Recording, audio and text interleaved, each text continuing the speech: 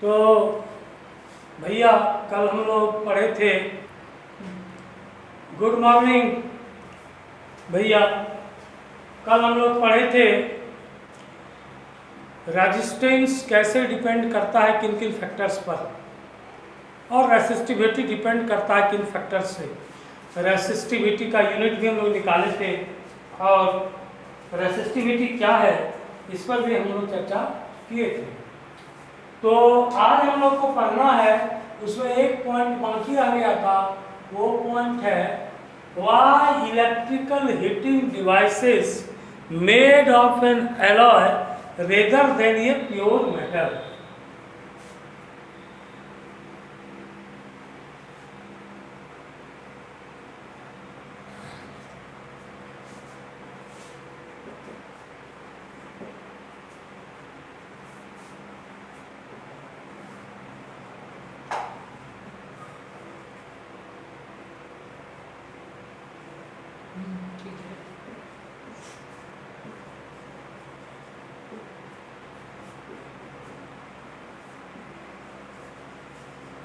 जरा ध्यान दीजिए इस बात पर।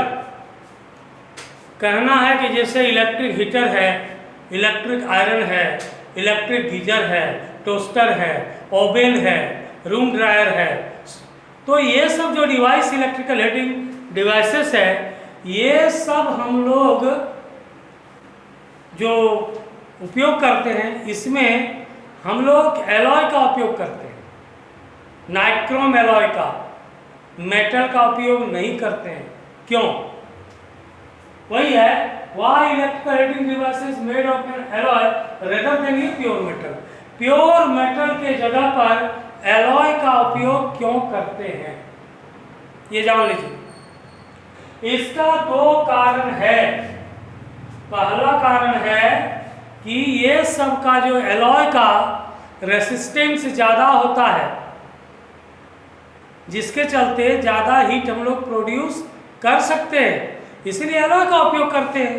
पहला कारण है कि because alloy has high resistivity than a pure metal. पहला है because resistivity of the alloy, पहला है आंसर में बिकॉज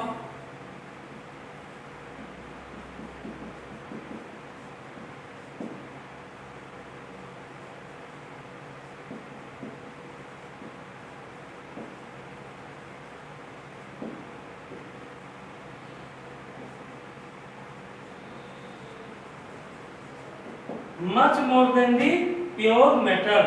और दूसरा है an alloy does not go under oxidation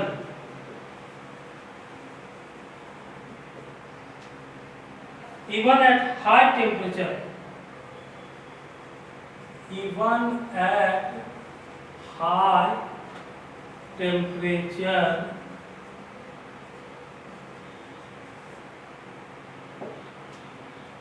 पहला कारण है कि इसका रेसिस्टिविटी हाई होता है, जिसके चलते एलॉय से ज़्यादा हीट प्रोड्यूस कर सकते हैं प्योर मेटल की तुलना में।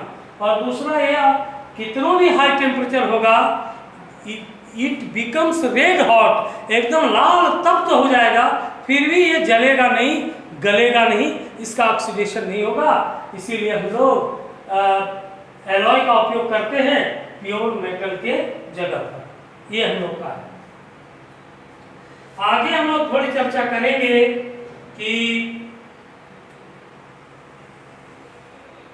आगे है कॉम्बिनेशन ऑफ रेसिस्टेंसेस, इसकी थोड़ी जानकारी लेंगे। Combination of resistances. रेसिस्टेंस क्या है ये तो हम लोगों को मालूम है कि रेसिस्टेंस क्या है। अब हम लोग देखेंगे, जैसे ये क्या हो गया, ये हो गया रेसिस्टेंस, मान लीजिए R1, ये क्या हो गया, ये रेसिस्टेंस हो गया R2, ये क्या हो गया, ये रेसिस्टेंस हो गया R3 सबका 2 टर्मिनल है, पहला दूसरा, पहला दूसरा, पहला दूसरा, ये 3 रेसिस्टेंस है। 4 भी ले सकते हैं, 5 भी ले सकते हैं, 2 से भी काम चल सकता है। तो अब कहता है कॉम्बिनेशन ऑफ रेसिस्टेंस क्या है? जब हम लोग 2 या 2 से रेजिस्टेंस को, जब हम लोग 2 या 2 से अधिक रेसिस्टेंस को एक सिस्टम में कंबाइन करते हैं तो उसको हम लोग कहते हैं कॉम्बिनेशन ऑफ रेसिस्टेंसेस। उसको हम लोग कहते हैं कॉम्बिनेशन ऑफ रेसिस्टेंसेस। 2 प्रकार का कॉम्बिनेशन होता है। एक होता है सीरीज कॉम्बिनेशन, एक होता है सीरीज कॉम्बिनेशन, दूसरा होता है पैरेलल कॉम्बिनेशन, दूसरा होता है पैरेलल कॉम्बिनेशन। हम लोग एक एक करके देखेंगे कि सीरीज कॉम्बिनेशन क्या है और पैरेलल कॉम्बिनेशन क्या है। सीरीज कॉम्बिनेशन क्या है जरा ध्यान दीजिए। इसमें है when 2 or more resistances are connected end to end consecutively, it is called series combination. ये है when 2 or more resistances connected end to end consecutively, it is called series combination. इसको हम लोग कहते हैं सीरीज कॉम्बिनेशन कहते हैं इसको हम लोग। ये ध्यान दे दीजिए, ये है सीरीज कॉम्बिनेशन। तो अब इसको हम लोग देखेंगे, यहाँ पर ध्यान दे दीजिएगा। इसमें क्या है, इसका रेसिस्टिविटी क्या है, हायर है। दूसरा क्या है, does not go under oxidation. ठीक है।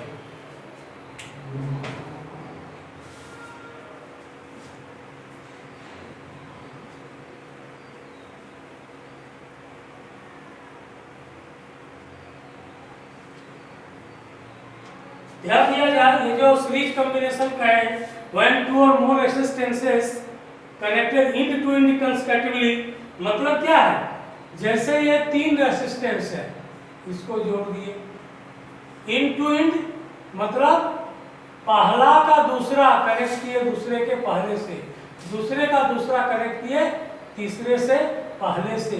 इस प्रकार का कनेक्शन अगर होगा तो उसको हम लोग कहेंगे क्या, उसको कहेंगे सीरीज कॉम्बिनेशन, इसको कहेंगे सीरीज कॉम्बिनेशन। दूसरा क्या हुआ, ध्यान दीजिए, दूसरा हुआ parallel combination. Parallel combination of resistances, parallel combination of resistances. Parallel combination of resistances क्या है, तीनों के पहला टर्मिनल को एक पॉइंट पर, तीनों के पहले टर्मिनल को एक पॉइंट पर और तीनों के दूसरे टर्मिनल को एक पॉइंट पर जोड़ दें तो ऐसा कॉम्बिनेशन कहलाएगा पैरेलल कॉम्बिनेशन। कहते हैं when 2 or more resistances connected between the same 2 points, it is called parallel combination, parallel combination of resistances। ये हम लोग बोलते हैं। जैसे देखिए तीनों हो गया, इसके एक पॉइंट क्वेश्चन यहाँ ले लिए, ये हो गया, ये हो गया।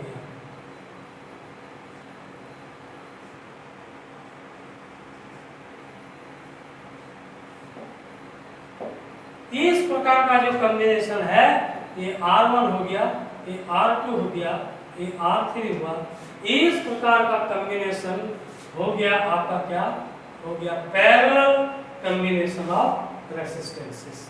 तो ये है पैरेलल कॉम्बिनेशन ऑफ रेसिस्टेंसेस, इसको आप ध्यान दे दीजिएगा।